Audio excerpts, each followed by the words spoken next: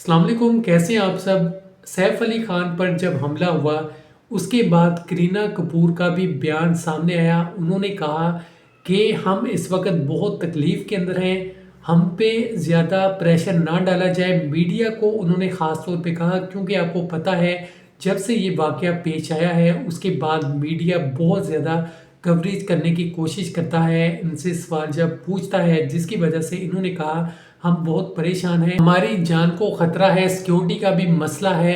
अब यहाँ पे देखें कि जब सैफ अली खान पे हमला हुआ, वो चोर घर के अंदर घुसता है तो ये देखें कि वहाँ पे डिफरेंट कैमरे लगे होते हैं, उसके बाद भी वो वहाँ पे पहुँच जाता है।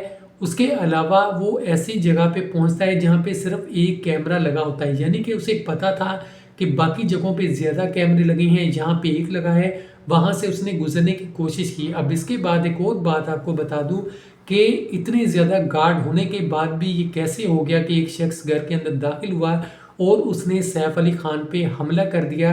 और ये भी कहा जाता है कि उसने 1 करोड़ की डिमांड की। उसके बाद ये भी कहा गया कि उस शख्स को पकड़ा जा चुका है, लेकिन बाद में ये खबरें हैं कि वो झूठी खबरें हैं, उस शख्स को अभी तक नहीं पकड़ा जा सका।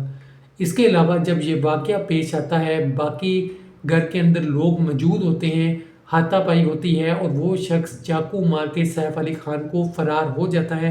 उसके बाद बहुत से लोगों ने ये भी कहा कि सैफ अली खान ने सारी ज़िंदगी अपनी बॉडी बनाई है, जिम के अंदर जाते हैं, उसके बाद भी वो एक चोर को नहीं पकड़ सके या उससे अपना बचाव नहीं कर सके। ऐसा क्या फ़ायदा बॉडी बनाने का कि चोर चाकू मार के भाग गया। तो सोशल मीडिया पर बहुत सी नेगेटिव खबरें भी आ रही हैं, पॉजिटिव भी आ रही हैं, लोग उनका साथ भी दे रहे हैं, कह रहे हैं जो भी हुआ है बुरा हुआ है।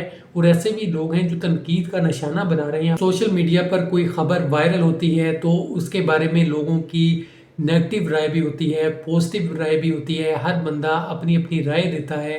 तो जैसे जैसे नई अपडेट्स आएंगी आपको अपडेट देता रहूँगा।